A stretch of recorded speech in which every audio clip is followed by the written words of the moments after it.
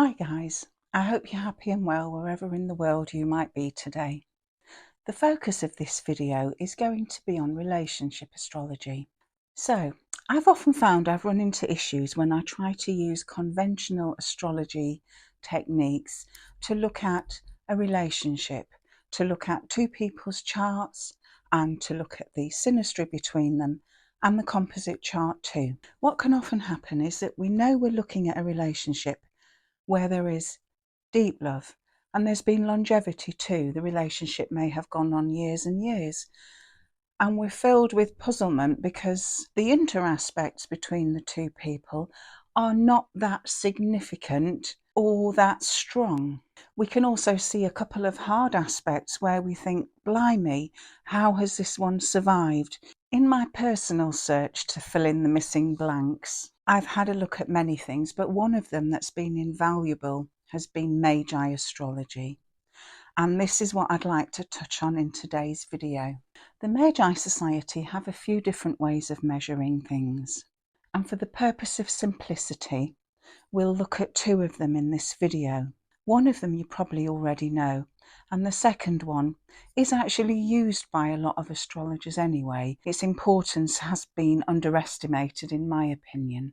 Another interesting thing is that Chiron plays a huge part in Magi analysis. So traditional astrology and modern astrology may be looking at the importance of Sun, Moon, Mars, Venus, Jupiter aspects with those, and Magi astrology places Chiron right up there as being the key to love and happiness in human lives. That's quite fascinating. So in this introduction to enlarging on your relationship analysis techniques, I'm going to pay particular attention to Chiron, Neptune and Venus.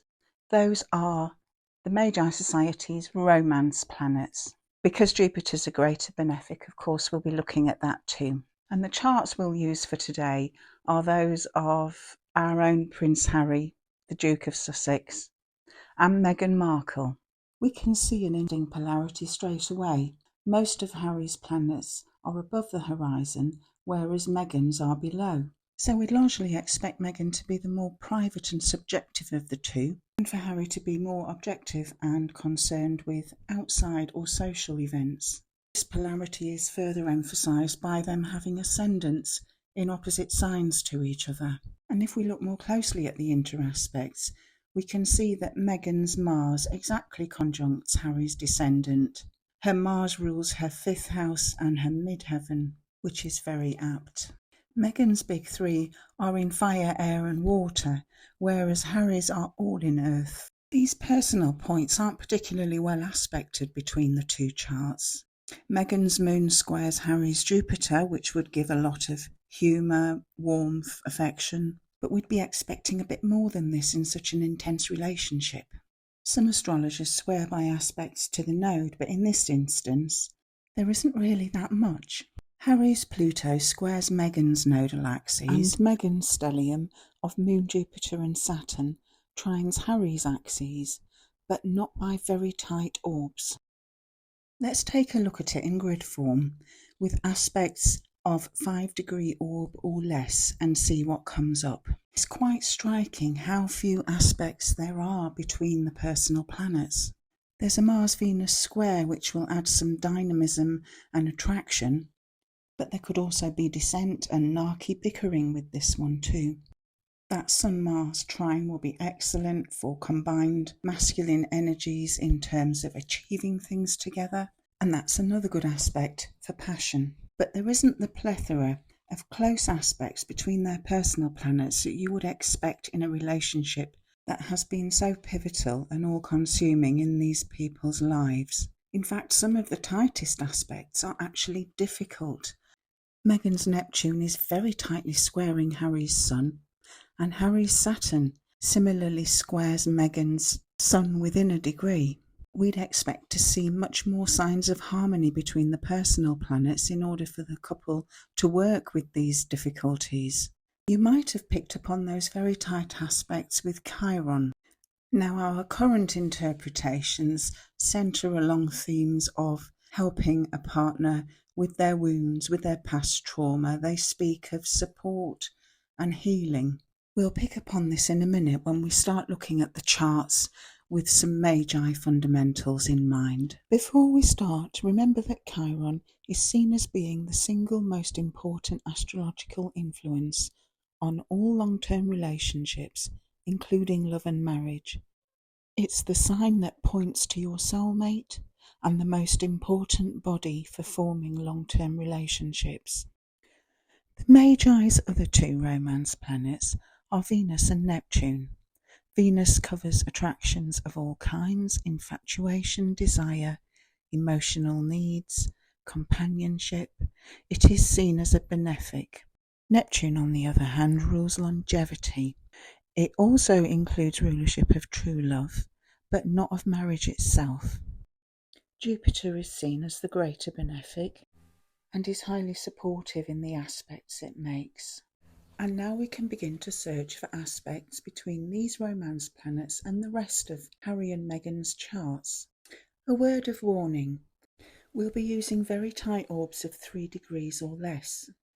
The sextile, in and of itself, is no longer an aspect we'll be looking for, but the quincunx or inconjunct is seen as largely favourable, so we must look out for planets which are 150 degrees apart. So we can see that Harry's Sun trines Meghan's Chiron. His moon quincunxes her Neptune. His Chiron trines her Jupiter, and his moon conjuncts her Chiron. We have no Venus interplay at this point, but something very important has happened. That's because Harry's natal Sun-Moon trine is aspecting Meghan's natal Chiron-Neptune quincunx. This is called a superlinkage. It's considered to be extremely powerful, and because it also involves Chiron, it's called a romantic superlinkage. This is said to be the most powerful and reliable indicator of whether two people will get married. And because Neptune is involved, the chances of a long marriage are good. There are only 4 basic romance linkages. Because we also saw that Harry's Chiron trined Meghan's Jupiter, that gives them a second romance linkage. The essential meaning is one of a successful marriage. So simply from the longitudes alone, we can see that this couple are actually blessed. Now we're going to turn to that second level of measurement. Many eminent astrologers use these automatically, but they're not as widely covered in our astrology literature. We use longitudes, which tell us whether a planet is at 2 degrees of Taurus or 7 of Sagittarius, but it's quite a flat way of measuring things, and declinations add in the latitude of planets. I'll show you how to pull up the declinations on Astrology. Bear in mind we'll be using very small orbs here.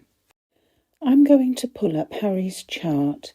The settings for tropical and geocentric stay the same.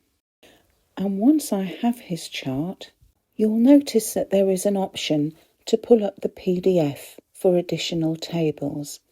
If you click on this, it will bring up the longitudes and the declinations. I've set the declinations side by side for both Harry and Meghan. We're looking for any aspects that are within 1 degree and 12 minutes. And the aspects are shouting out at us. We have not 1 but 2 Sun-Moon parallels. Chiron is involved again, and we can see that Harry's Venus is contraparallel Meghan's Pluto. His Jupiter is contraparallel Meghan's Mars. We have quite breathtaking confirmation that this couple have a few romantic superlinkages. The Venus-Pluto linkage is actually one of the Magi's sexual links. This will have to wait for a separate video. I've found many advantages to supplementing my basic synastry analysis with these extra measurements. Adding that 150 degree inconjunct widens out the field considerably. We don't need to know where the ascendant is, and we can pick up a lot even without the moon. I've barely scratched the surface in this video. There's so many other factors to bear in mind.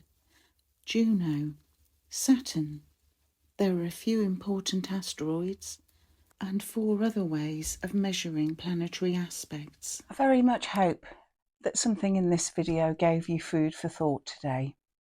Perhaps you can see why it piqued my interest so much. There's so many facets to the relationship between two people. We have the potential for conflict, the sex drives of each of the two people. Will their relationship sometimes contain sadness or heartbreak?